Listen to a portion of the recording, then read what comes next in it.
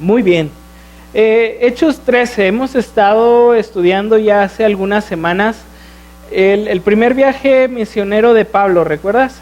Pablo ha estado por unas ciudades e islas ministrando la palabra del Señor, confrontando a falsos maestros, y lo último que vimos es que Pablo y sus acompañantes llegaron a una ciudad en Asia Menor, en lo que hoy es Turquía, llamada Antioquía de Pisidia.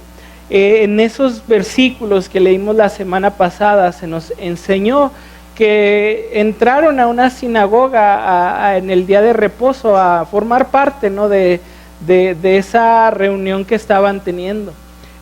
Otra cosa que vimos es que en la sinagoga se tenía por costumbre leer una porción de la ley, es decir, una porción del Pentateuco y una porción de los libros proféticos. Y comenté, ¿no?, que posiblemente los libros que se estuvieran o que se habían leído eran Deuteronomio y el libro de primera o el libro de Samuel. Para ellos no había primera y segunda, era todo un libro, ¿no?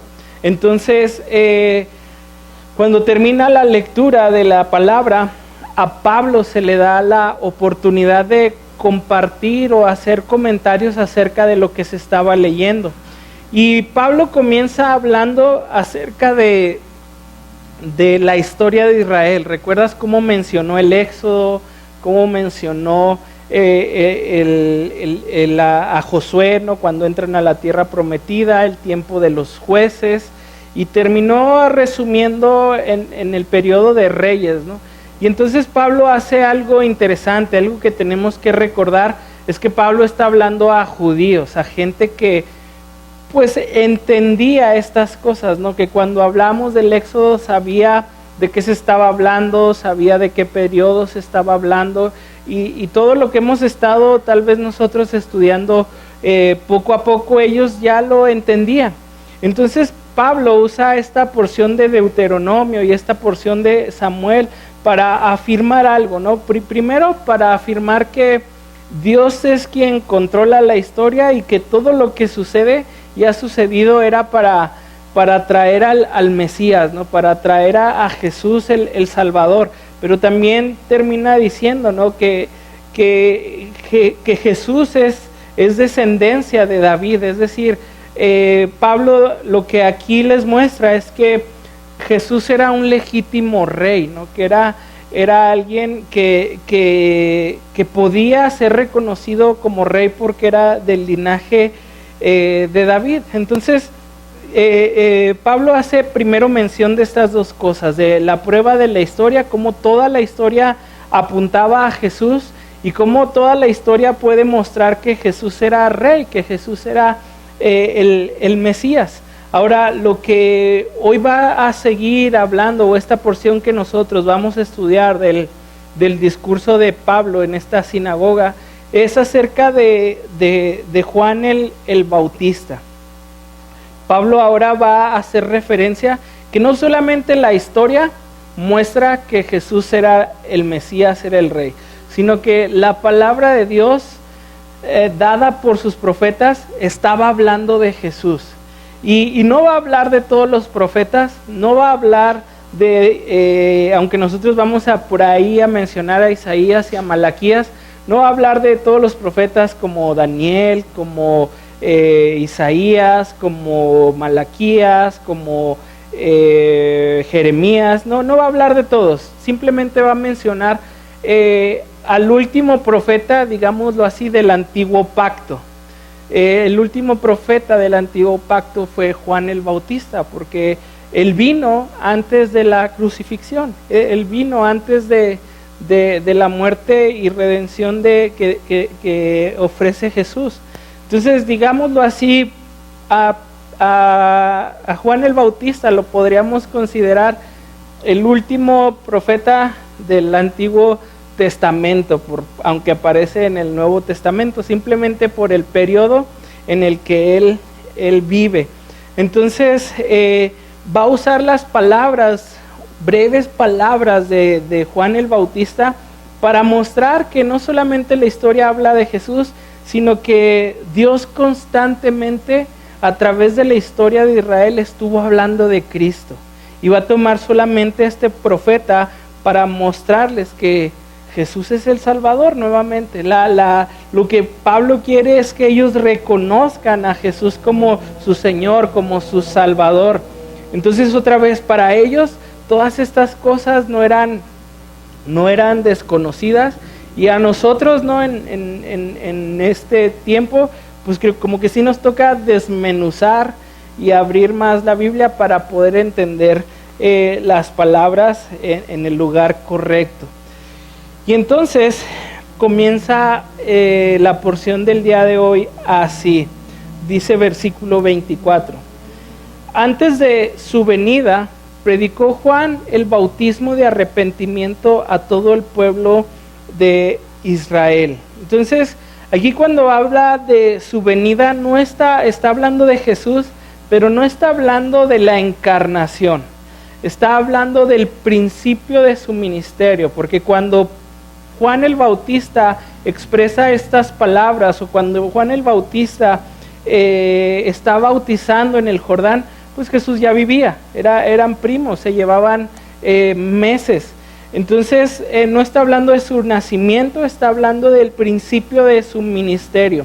De hecho, es después de que Juan bautiza a Jesús que Jesús comienza su ministerio, que se presenta en la sinagoga, que es tentado por Satanás, y entonces ya empieza a hablar el evangelio, ya empieza a mostrarse públicamente haciendo milagros. Entonces dice que antes de que Jesús comenzara su ministerio, su último tiempo hacia la cruz, predicó Juan el Bautista de arrepentimiento a todo el pueblo de Israel. Juan el Bautista tenía un mensaje diferente en esa época. Pero antes de ver su mensaje, me gustaría que viéramos algunas cosas de Juan el Bautista. ¿Quién es Juan el Bautista? ¿No? ¿Quién es este hombre? Y entonces lo primero que podríamos notar de Juan el Bautista es que fue un hombre escogido por Dios desde antes de su nacimiento. Juan, cuando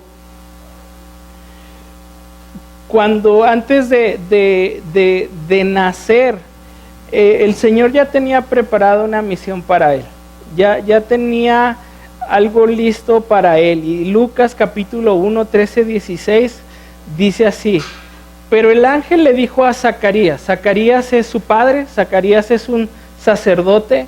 Ese día que va a tener esta conversación con el ángel, Zacarías está sirviendo en el templo, está en el lugar santo, y se le aparece este ángel y le dice el ángel a Zacarías: no temas, porque tu oración ha sido oída, y tu mujer Elizabeth te dará a luz un hijo. Podemos entender que Elizabeth y Zacarías no podían tener hijos, y que esa era una oración constante de ellos. Y el ángel le dice: vas a tener un hijo y llamarás su nombre Juan, y tendrás gozo y alegría, y muchos se regocijarán de su nacimiento, porque será grande delante de Dios. Ahora, algo que me llama la atención es que si bien Juan es alguien que reconocemos, es alguien que podemos decir es uno de los grandes, ¿no? entre los hombres de Dios, el Señor nos habla y nos dice que en su reino los más grandes son los que son más humildes, los que lavan los pies de los demás, no los que tienen una mejor posición. Y Juan el Bautista fue ese hombre que dijo: yo quiero que él crezca mientras yo menguo, mientras yo soy menos visto. Y entonces podemos ver que esa grandeza no es solamente por el reconocimiento, por lo que él hizo como profeta, sino porque era un siervo humilde para Dios. Y este hombre también iba a ser dedicado a Dios en nacimiento con un voto nazareo. Y dice ahí: y no beberá vino ni sidra, y será lleno del Espíritu Santo, dice, aún desde el vientre de su madre, dice así. O sea, que desde que este niño fue formado, el Espíritu Santo iba a estar en él, y hará que muchos de los hijos de Israel se conviertan al Señor Dios de ellos. Y aquí encontramos el llamado de Juan, hacer que su pueblo voltee a ver a Dios e ir adelante de él con el espíritu y el poder de Elías, para hacer volver los corazones de los padres a los hijos y de los rebeldes a la prudencia de los justos, para preparar al Señor un pueblo bien dispuesto. Entonces vemos que Juan ya tenía un plan dictado por Dios, un plan hecho por Dios de hablar de Cristo antes de su llegada, de hacer que su pueblo volteara a ver, se reconciliara con Dios.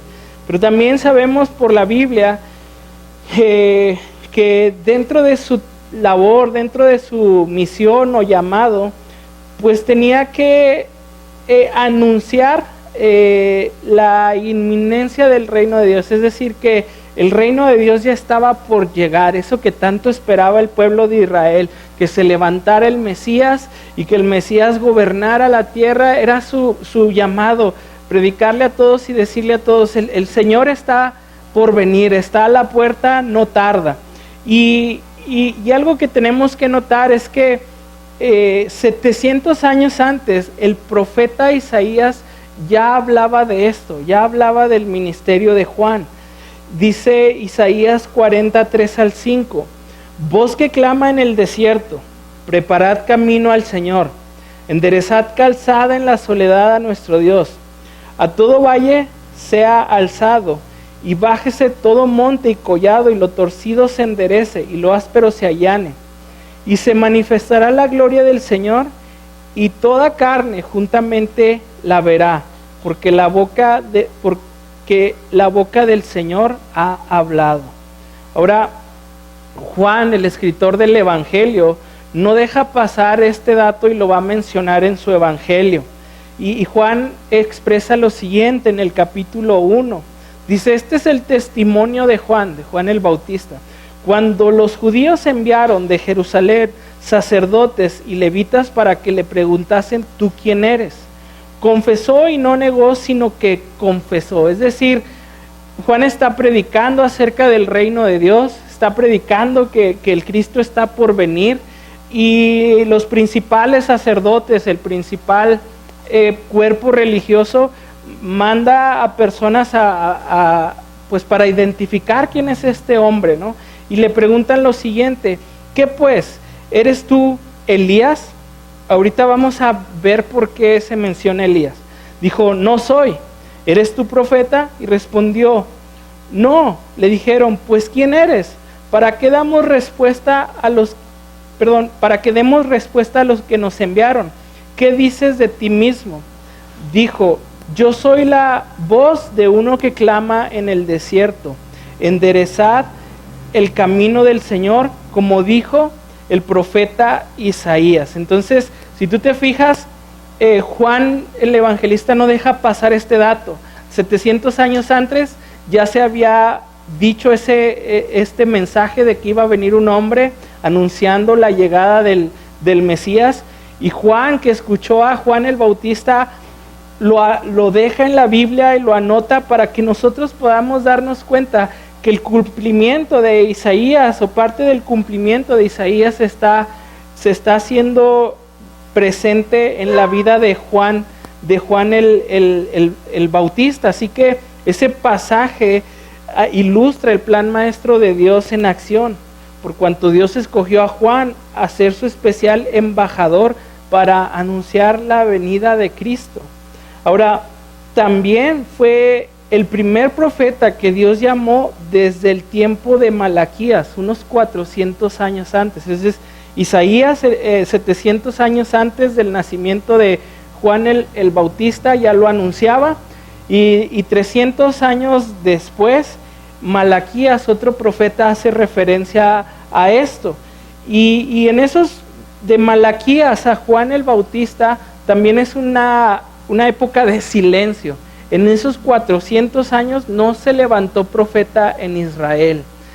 No había revelación divina de Dios, nadie estaba profetizando la palabra de Dios. Entonces fueron 400 años de silencio, Y de repente llega Juan el Bautista y empieza a hablar y a cumplir algunas profecías que ya se habían dicho. Y Malaquías profetizó eso, ¿no? Que Elías vendría antes de que sucediera el día del Señor. Entonces Malaquías 4, versículos 5 al 6 dice: he aquí yo os envío al profeta Elías, antes que venga el día de Jehová grande y terrible. Él hará volver el corazón de los padres hacia los hijos y el corazón de los hijos hacia los padres, no sea que yo venga y hiera la tierra con maldición. Ahora, cuando notamos aquí y se habla del día del Señor, el día del Señor es el día del juicio, el día en que el Señor venga a juzgar a la creación y sobre todo a los moradores de la tierra. Entonces considero que cuando hablamos del día del Señor no estamos hablando de la encarnación, sino del juicio venidero de Dios, lo que nosotros esperamos en la segunda venida del Señor Jesucristo. Así que la profecía expresa que Elías viene antes del día del juicio. ¿Y cómo es que se relaciona Elías con Juan el Bautista, ¿no? ¿Qué tiene que ver el uno con el otro? Bueno, Jesús expresa algo muy importante acerca de Juan el Bautista. Va a amarrar, por decirlo así, o va a mostrar que el cumplimiento de las profecías se están cumpliendo en Juan el Bautista. Después de que Jesús se transfigura delante de algunos de sus discípulos, ellos descienden del monte, acaban de ver a Jesús glorificado, y en Mateo 17, 9 al 13, dice así: cuando descendieron del monte, Jesús les mandó diciendo: no digan a nadie la visión hasta que el Hijo del Hombre resucite de los muertos. Entonces sus discípulos le preguntaron diciendo: ¿por qué pues dicen los escribas que es necesario que venga Elías primero? O sea, ellos están viendo a Jesús glorificado, ellos creen que Jesús es el Mesías, y como que algo les falta, ¿no? Dicen, bueno, si tú eres el Mesías, si tú eres el Cristo, algo falta. ¿Dónde está Elías? O sea, los escribas dicen que antes de que tú vinieras, tenía que venir Elías, y no hemos visto a Elías. Como que una pieza del rompecabezas no les cuadraba. Respondiendo Jesús les dijo: a la verdad, Elías viene primero. Entonces les dice, lo que están enseñando los escribas es correcto. Viene primero Elías. Elías viene primero y restaurará todas las cosas. Mas yo os digo que Elías ya vino y no le conocieron, sino que hicieron con él todo lo que quisieron. Entonces Jesús dice, va a venir, pero ya vino. Y hicieron con él todo lo que quisieron. Y sabemos tú y yo que cómo termina la vida de Juan, ¿no? Termina decapitado, termina siendo como un trofeo, ¿no? Para gente que lo quería ver muerto. Y dice, así también el Hijo del Hombre padecerá de ellos. Entonces los discípulos comprendieron que les había hablado de Juan el Bautista. Entonces Jesús está relacionando a Elías con Juan el Bautista. Dice, ya vino. Y ellos se dan cuenta que es Juan. ¿Pero qué quiere decir esto? Si notamos las palabras dadas a Zacarías, el padre de Juan, que él sería el que va a cumplir, el que va a venir en el espíritu de Elías, el que va a cumplir las profecías de Elías. Si notamos la profecía de Malaquías, que Elías vendría antes del día del juicio, y tomamos las palabras de Jesús, de que Él ya vino, y la Biblia se refiere en Malaquías, en Isaías, a Juan el Bautista, creo que podemos entender que cuando Jesús vino no estaba hablando de una resurrección de Elías, que estaba hablando del avivamiento del ministerio profético de Elías. Es decir, que Juan iba a concluir el ministerio profético de Elías, ya que Juan el Bautista ahora venía en el poder de Elías y en el poder del Espíritu Santo, cumpliendo la profecía de Malaquías antes de la venida del día del Señor. Y entonces, no sé si me expliqué bien, pero el Señor Jesús está diciendo que Juan el Bautista era el cumplimiento de estas profecías, como decir, no era la resurrección de Elías como tal. Ahora, eso lo podemos ver después, ¿no? Porque hay quienes apuntan que probablemente Elías es uno de los profetas que se levantan en los tiempos del Apocalipsis, los dos profetas que menciona, pero ya ese es otro tema. Hasta ahí lo vamos a dejar. Entonces vemos eso, Elías no solamente es escogido por Dios, tiene un ministerio dado por Dios desde antes de su nacimiento, y ese ministerio fue anunciado por Isaías, fue anunciado por Malaquías, y el Señor Jesús nos dice, y se cumplió.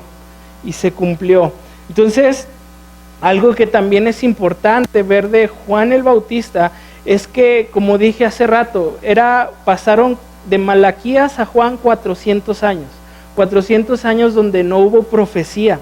Y entonces llega Juan el Bautista, empieza a hablar, empieza a enseñar, y fue reconocido por su pueblo como profeta. Entonces, antes de pasar a lo que quiero comentar de eso, tenemos que otra vez volver al texto en Hechos, y Pablo está hablando a judíos, a personas que entendían perfectamente lo que está Juan diciendo, sin tanta explicación que yo estoy haciendo, ¿sabes? O sea, ellos entendían las referencias, ellos conocían las personas, aún yo creo que ellos reconocían a Juan el Bautista como profeta. Entonces, Lucas 20, 1 al 6 dice, sucedió un día que enseñando Jesús al pueblo en el templo y anunciando el evangelio, llegaron los principales sacerdotes y los escribas con ancianos y le hablaron diciendo, dinos, ¿con qué autoridad haces estas cosas? ¿O quién es el que te ha dado esta autoridad? Respondiendo Jesús les dijo, os haré yo también una pregunta, respondedme. ¿El bautismo de Juan era del cielo o de los hombres? A estos hombres que llegan a confrontar a Jesús, estos principales sacerdotes, que reconocían a Juan el Bautista como un profeta de Dios, les dice, a ver, ustedes díganme algo primero. ¿El ministerio de Juan el Bautista era de Dios o se le ocurrió a él? Dice, ¿era del cielo o era de los hombres? Entonces ellos discutían entre sí diciendo, si decimos del cielo dirá, ¿por qué pues no le creíste? O sea, lo que ellos decían es que si decimos que es de Dios, estamos en desobediencia. Y Él nos va a reprochar su enseñanza y lo que Él dijo. Si decimos de los hombres, todo el pueblo nos apedreará porque están persuadidos de que Juan era profeta.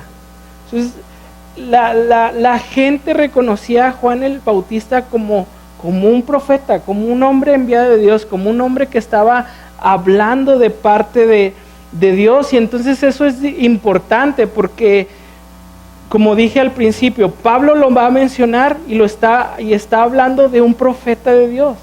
Es decir, no solamente la historia apuntaba a Cristo, sino ahora él les está diciendo, también los profetas hablaron de este hombre, del Señor Jesucristo. Y entonces significa que para ellos las palabras de Juan eran importantes, de Juan el Bautista, como también significa que aunque nosotros vivimos 2000 años después de Juan el Bautista, su enseñanza, su palabra y lo que conocemos de su vida es importante para nosotros hoy. Es decir, no podemos pasar desapercibida la enseñanza de Juan. Es algo que deberíamos de estudiar, es algo que deberíamos de conocer como el resto de los profetas. No podemos hacerlo a un lado nada más. Entonces, necesitamos la palabra de Dios para que sane nuestras almas. Y el versículo, y entonces ese es un poco de lo que podemos hablar de Juan el Bautista, un hombre escogido por Dios desde antes de su nacimiento, un hombre que vino a preparar los corazones para la llegada del Mesías, un hombre que fue reconocido como una voz oficial de parte de Dios, por lo tanto es importante lo que él tenía que hacer y lo que él tenía que decir. Ahora vemos que este hombre en su ministerio, dice aquí, predicó el bautismo de arrepentimiento. Nosotros tenemos esta imagen de Juan, ¿no? Todos llegando al Jordán, siendo bautizados por él, pero ¿qué quería o a qué se refería su bautismo? Podemos saber algo, ¿no? Por ejemplo, cuando nosotros participamos del bautismo, es un bautismo diferente al de Juan. Nosotros lo que hacemos con el bautismo es que lo que Dios ya hizo en nuestro corazón, lo que Dios ya hizo con nosotros, personal, íntimamente, el bautismo simplemente es expresarlo públicamente. Es decir, si hemos nacido de nuevo, si hemos reconocido al Señor como nuestro Salvador, si tenemos una nueva vida por medio del Espíritu, el Señor nos manda a bautizarnos, a decirle, digan eso que yo he hecho en su corazón internamente, díganselo a todos los demás y bautícense. Entonces, si tú te has bautizado en la fe, cuando te bautizaste, lo que hiciste fue decirle a todos, soy de Cristo, Cristo ha hecho algo en mi vida, es un anuncio público. Por eso aquí cuando tenemos bautizos, pues procuramos que esté toda la iglesia, ¿no? Nos vamos al charquito y ahí hacemos hamburguesa, traemos a todos o a los que quieran acompañarnos y delante de toda la iglesia ustedes expresan a la iglesia y les dicen, sí, Dios me ha salvado, soy de Él. Ese es el bautismo que practicamos. Ahora, los judíos hacían otro bautismo y es aquí donde choca el bautismo de Juan con ellos, porque ellos hacían algo, digamos, similar a lo que nosotros hacemos.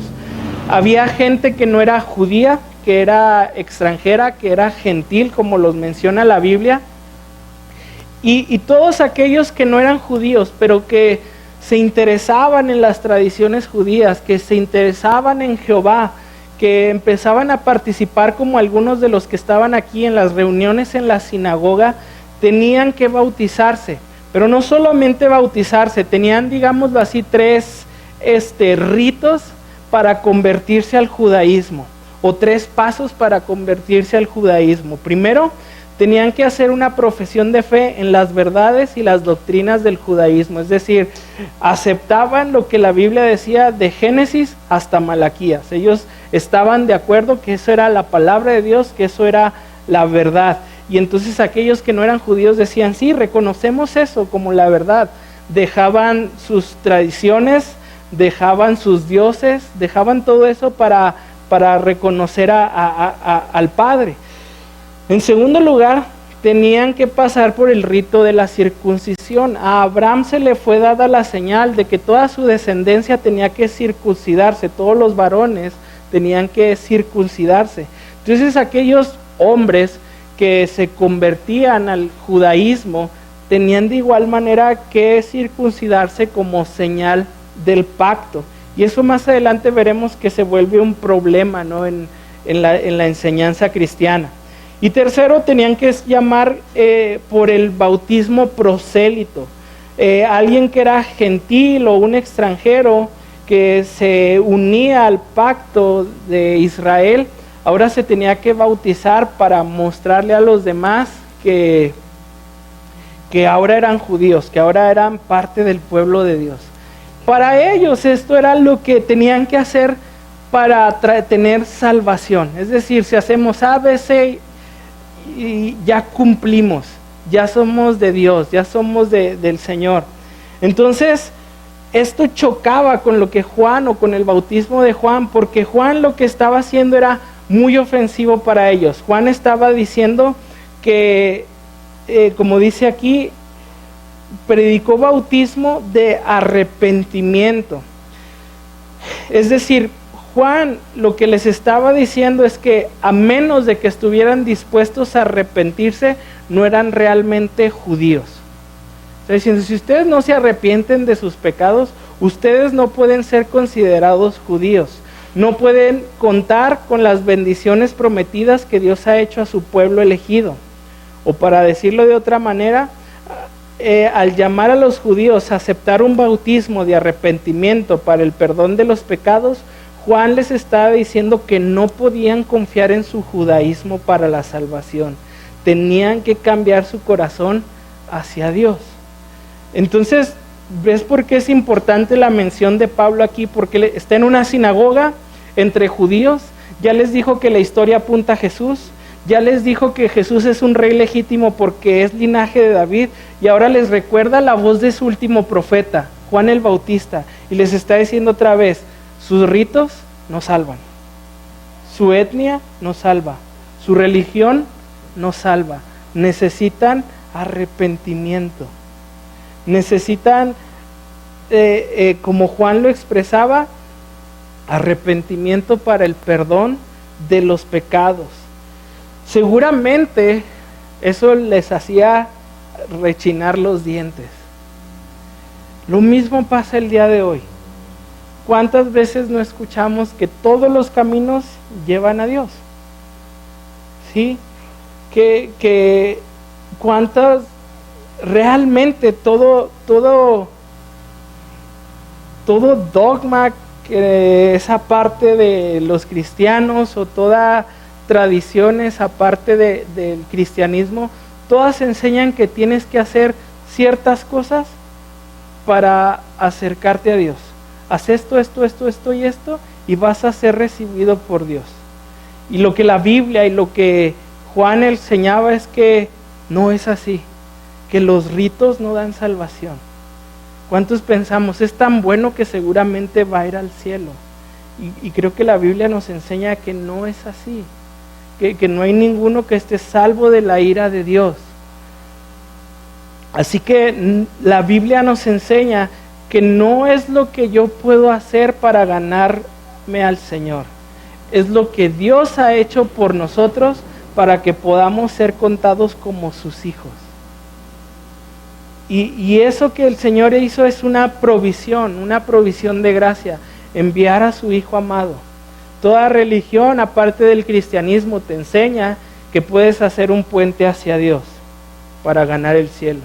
Y el cristianismo enseña que es diferente, que Dios hizo un puente hacia nosotros, que envió a su Hijo amado a morir en la cruz del Calvario por nuestros pecados. Y reconociendo que somos pecadores y reconociendo que hemos fallado delante de Dios, que no podemos ganar el favor de Dios por nuestro pecado, el Señor simplemente nos manda a arrepentirnos, como Juan decía, y reconocer al Señor como nuestro único Salvador, el Hijo de Dios. Entonces, así Pablo estaba enseñando en resumidas cuentas eso, que ellos seguían necesitando el arrepentimiento que predicó Juan. Y otra vez podría él haber hecho esa pregunta: ustedes díganme si Juan fue enviado del cielo o fue doctrina de hombres, porque ellos sabían que era un profeta.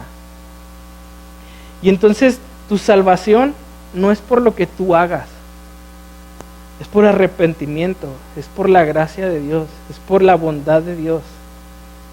Juan bautizaba y era señal de que no podían confiar en sus rituales, de que no podían confiar en su provisión, de que no podían confiar en su religión, que tenían que confiar en alguien más para salvación. Y ese alguien al final lo va a mencionar y dice: es Cristo. Y lo mismo es para nosotros. Por eso decía hace rato, lo que Juan dijo sigue teniendo peso en nuestra vida el día de hoy. Ahora, versículo 25 dice: mas cuando Juan terminaba su carrera, Juan está predicando por ahí del año 30, alrededor de unos 30 años, y ya estaba terminando su carrera. Justo cuando su carrera estaba terminando, el Señor iba a empezar su ministerio. Ahora, tú y yo no sabemos cuándo va a terminar nuestra carrera. La Biblia dice y nos enseña que la vida es como neblina, que en un momento sale y de repente desaparece. Se sale y no se ve nada, y en un momento ya puedes ver la carretera, ¿no? Entonces, no sabemos cuándo termina nuestra carrera, no sabemos cuándo el Señor nos va a llamar, pero el Señor nos llama a vivir sabiamente nuestra vida. El Señor nos llama a vivir con sabiduría, dice el Señor. Enséñanos, oh Dios, a contar nuestros días y a traer sabiduría al corazón. Entonces yo creo que la mejor forma de vivir hoy para ti es vivir para Cristo. Es hacer lo que a Él le agrada, es hacer lo que Él ve como bueno para tu vida. Y creo que la vida de Juan nos anima a eso, a no desperdiciar nuestras vidas, a vivir para los propósitos del Señor.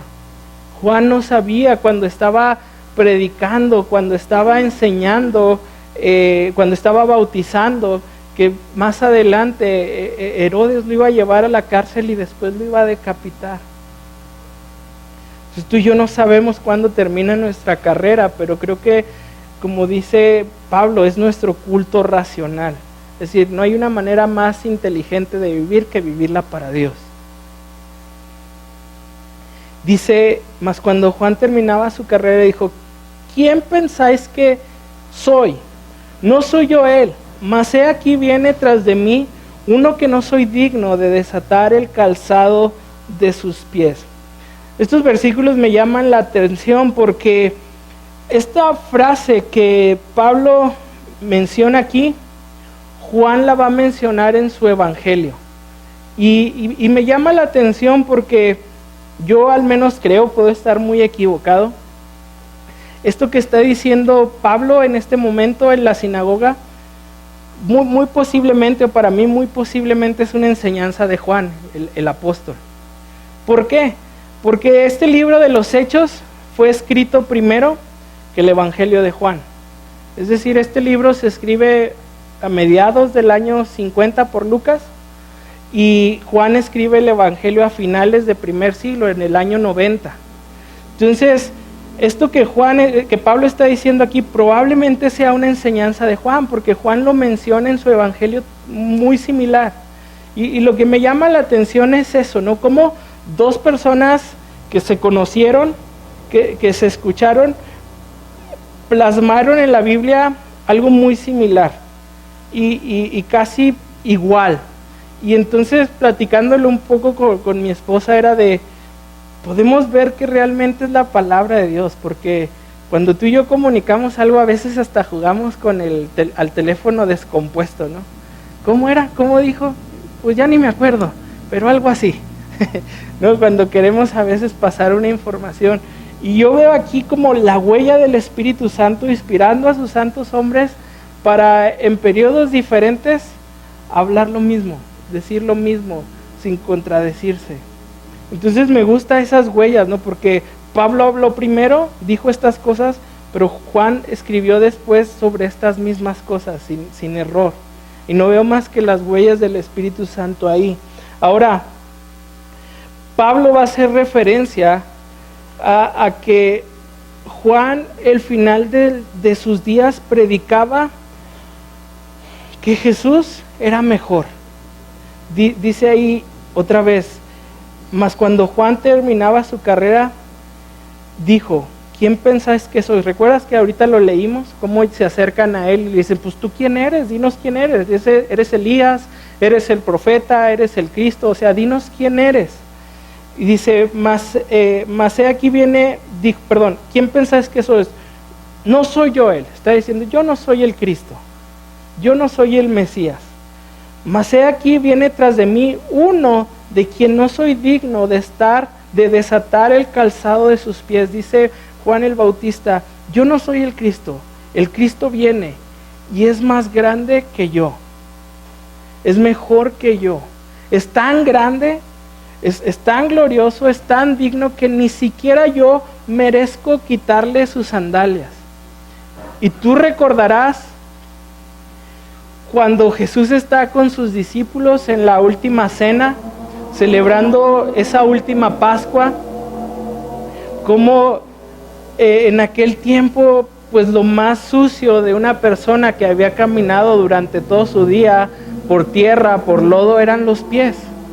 y entran todos a la cena del Señor y todos con los pies tal vez llenos de barro, de tierra, etcétera. ¿Alguna vez has jugado fútbol en la tierra? Cuando terminas, ¿cómo te quedan los pies? Aunque tienes el zapato, aunque traes la calceta, o sea, espolvoreados. Imagínate, ellos así todo el día. Y el Señor los ve con los pies sucios y el Señor, ¿qué hace? Se quita su túnica o parte de su vestuario y empieza a lavar los pies de los discípulos. Y esa es una gran enseñanza para nosotros, porque Juan dice, Él es tan grande, Él es tan superior, Él es tan supremo, que ni aún lo más vil soy digno de hacerlo, quitarle sus zapatos. Y al contrario, Jesús, siendo el más grande, siendo Dios todopoderoso, nos muestra y dice, laven los pies unos a otros. Necesitan lavarse unos a otros. Y esa es la medida con la cual debemos servir, no teniendo a los demás por menos, sino teniéndolos como mayores a nosotros. Y la encarnación nos muestra eso, la superioridad de Jesús, que siendo Dios, no escatimó ser igual a Dios como cosa a la que aferrarse, sino que tomando forma de siervo, nos visitó, se hizo iguales a nosotros.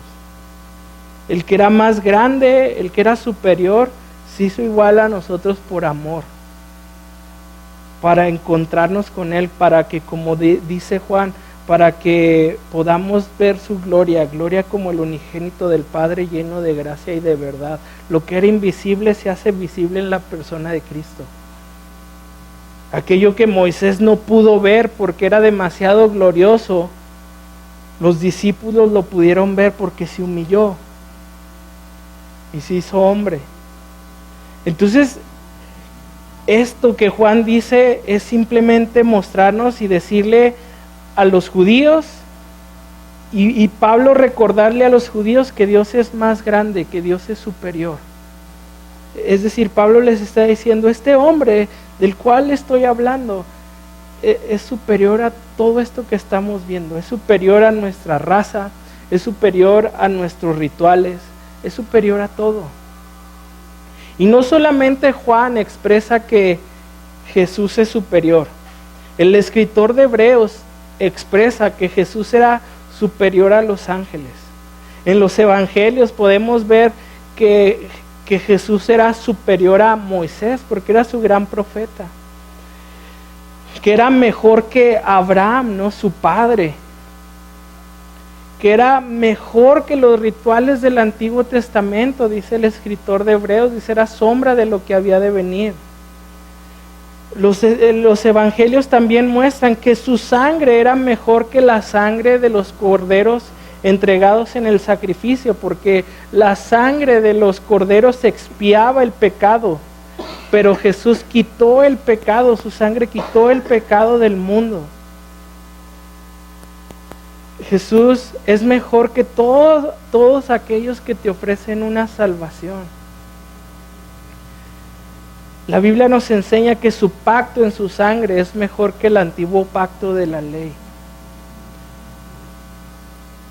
Jesús es mejor y mayor que yo. Jesús es mejor y mayor que tú. Y es tan grande que no somos dignos siquiera de quitar las sandalias de sus pies. Pues es tan grande Él que aún eso es indigno para nosotros. Pero Él, siendo mejor, se encarnó para que podamos verle. Ahora, yo no sé si como Juan estoy al final de mi carrera, o no sé cuántos años me quedan, pero en lo que tengo de vida, como Juan, como Pablo lo expresa, realmente puedo darme cuenta que Jesús es mejor, que en mi vida no hay nada que se compare y sea más grande que nuestro Señor Jesucristo. No hay nada que yo pueda tener que lo supere. No hay nada que yo no tenga y anhele que lo supere. Mi corazón debería de anhelar más y más y más y más a Dios, porque es lo mejor. Es mejor que las riquezas materiales. ¿Cuántos de nosotros hemos trabajado tanto por dinero solo para mirar hacia atrás con un profundo remordimiento por una vida desperdiciada? O sea, en verdad, marxismo nos dice, si todos tenemos por igual, si todos tenemos en abundancia, vamos a estar bien. El problema es la riqueza, la redención es que todos tengamos. Esa es la salvación que ofrece Marx. Pero vivimos en un mundo que tiene tanto. Es más, podemos ver a los hombres más ricos del mundo que tienen tanto y no hay salvación, no hay plenitud. Jesús es mejor que las relaciones. Fuimos creados por Dios para relacionarnos unos con otros, es parte del mandato cultural. Sin embargo, cuando buscamos a otra persona para llenar el vacío relacional que solamente puede ser satisfecho en Cristo, toda relación que mantengamos tendrá alguna carencia. Jesús le dice a la mujer samaritana, 5 maridos has tenido y el que ahora tienes no es tu marido. ¿Qué hacía esta mujer? Para sentirse mejor, para sentirse plena, buscaba un marido y le iba mal, y entonces buscaba otro marido y le iba mal, y entonces buscaba, y así 5. Dijo, pues ya mejor no me caso, nomás me junto. Y seguía vacía. Jesús es mejor que la comodidad. Un comentario dice, según estima el mundo, los cristianos hacen cosas aparentemente ridículas. Trasladan a sus familias a miles de millas de distancia para compartir el evangelio. Adoptan niños cuando ya tienen la casa llena. Renuncian a puestos de trabajo que requerirían sacrificar su integridad. Dan a otros de sus finanzas incluso si les perjudica a ellos mismos. Son etiquetados como tontos e ignorantes porque creen en la Biblia, porque creen que la Biblia es la palabra infalible de Dios. Se involucran en relaciones desordenadas y siguen buscando la paz, incluso cuando sería mucho más fácil abandonar las relaciones. ¿Por qué los cristianos hacen su vida más difícil en lugar de perseguir la comodidad y la facilidad? Porque ellos siguen a Jesús, que dejó atrás las comodidades del cielo para entrar en las dificultades de este mundo quebrantado. Entonces Jesús dice, yo soy el camino, la verdad y la vida. Es el camino. Y nosotros seguido buscamos el atajo para estar mejor. Nos enfermamos, Señor, sáname. Nos falta diseño, Señor, dame. Se nos hace muy difícil caminar con el Señor en diferentes situaciones en nuestra vida. Entonces Salmo 34:8 dice, probad y ver que el Señor es bueno. Y Pablo les está diciendo, prueben a Cristo, prueben que Él es mejor que cualquier cosa que tienen. No somos dignos de desatar aún del calzado de sus pies porque Él es tan grande. Y en pocas palabras o en resumen, Pablo les está diciendo, y eso es lo que necesitan, y eso es lo que hoy tú necesitas, más de Cristo. Entonces la invitación de Pablo es, prueben a Cristo y dense cuenta que no hay nada mejor que Él. Y tenían que renunciar a su etnia, tenían que renunciar a su religiosidad para caminar con Cristo. Y hoy tú, ¿a qué tienes que renunciar para verdaderamente caminar con Dios? Y al final dice, varones, hermanos, hijos del linaje de Abraham, y los que en vosotros teméis a Dios, a vosotros es enviada la palabra de esta salvación. Ahora, ¿qué tiene que ver Juan el Bautista, Pablo y Abraham? Porque mira, checa cómo dice, varones hijos del linaje de Abraham. Les está recordando que son judíos, que son una familia. ¿Y qué tiene que ver? Creo que tiene que ver con esto. Lucas capítulo 3, versículos 7 al 8 dice, Cuando las multitudes acudieron a Juan para que los bautizara, les dijo: camada de víboras, ¿quién les advirtió que huyeran de la ira que se acerca? Demuestren con su forma de vivir que se han arrepentido de sus pecados y han vuelto a Dios. No se digan simplemente el uno al otro: estamos a salvo porque somos descendientes de Abraham. Eso no significa nada, porque les digo que Dios puede crear hijos de Abraham de estas mismas piedras. Entonces ellos otra vez tenían sus rituales. Si estás circuncidado, si eres judío, eres salvo. Y Juan el Bautista los golpea y les dice: ¿ustedes creen que son salvos nada más porque son hijos de Abraham? Es como si el día de hoy te dijera: yo tengo 2 hijas pequeñas. Como si yo te dijera: esas 2 hijas se van a ir al cielo porque yo soy pastor y soy cristiano. O sea, ya lo traen en el gen. No es así. Ellos en su momento, o ellas en su momento, tienen que tomar una decisión por Dios. Ellas tienen que decidir qué van a hacer con Cristo.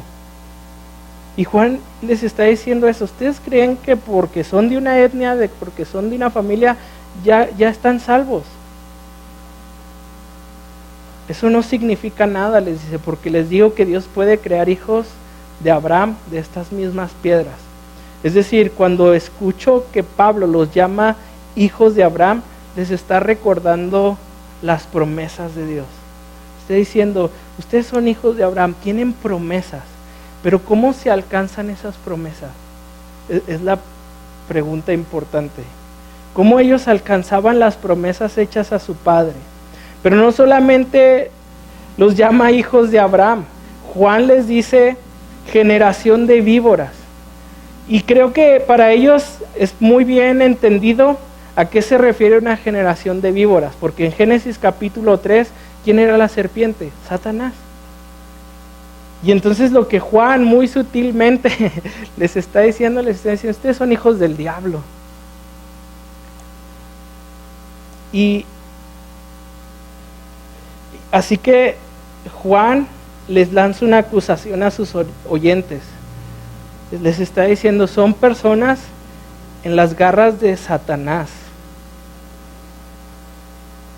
Juan les dice que por confiar en lo que están confiando, por creer como están creyendo, están en las garras de Satanás. Que no deberían de confiar tanto en su religión, en su etnia. Pero Pablo les dice que son hijos de Abraham, es decir, les recuerda de dónde vienen. Y al recordar de dónde vienen, les recuerda que hay promesas para ellos. Y Dios hizo promesas a Abraham, les prometió una simiente. Dios prometió a Abraham descendencia. Les prometió una tierra, la tierra prometida. Dios prometió a Abraham que tenían un lugar donde morar. Les prometió ser una nación. El Señor le prometió a Abraham que sería padre de multitudes. Y les prometió protección y bendición. Dios prometió a Abraham que su bendición, y que en él serían benditas todas las familias de esa tierra. Y entonces, ¿cómo se alcanzan las promesas de Abraham? ¿Cómo alcanzaban ellos las promesas de Abraham? Pablo les está diciendo que en Cristo encuentran el cumplimiento definitivo a las promesas de Abraham.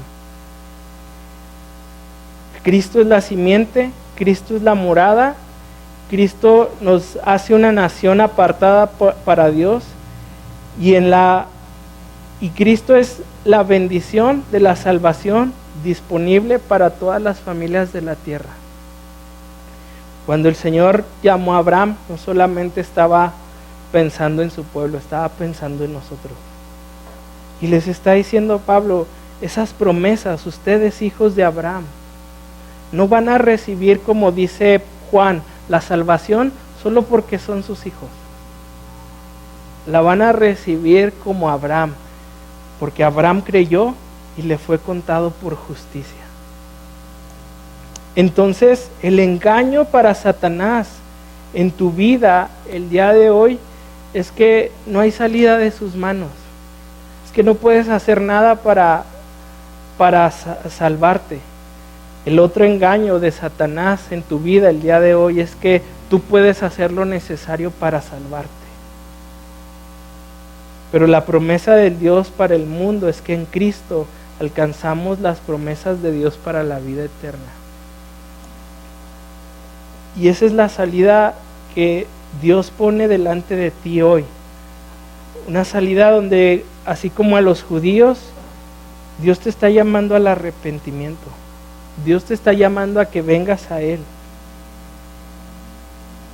Ese es el mensaje del Evangelio, que Dios se encarnó, vino al mundo, murió en la cruz del Calvario por tus pecados para darnos vida eterna, que resucitó al tercer día para consumar y confirmar que realmente Él es Dios. Y entonces a ti y a mí, Juan, Pablo, la palabra de Dios nos llama a creer en ese hombre, a arrepentirnos en el nombre de Jesús. Porque si no, estamos en las manos del diablo. Tu vida está perdida, como dijo David hace rato. Estamos en muerte, estamos condenados. Así que Pablo, primero, la semana pasada vimos que hace un recorrido de la historia y nos muestra que la historia apuntaba a Jesús, pero que también Jesús era un rey legítimo porque era hijo de David, del linaje de David. Y hoy nos dice que la enseñanza profética era para que nosotros pudiéramos ver a Jesús, que los profetas hablaban de Cristo, que los profetas apuntaban de Cristo. Y entonces a nosotros nos ha sido dado Cristo y nos ha sido dada su palabra para que podamos conocerle, y en eso resumiría lo que hasta hoy hemos visto de este discurso de Pablo. ¿Oramos?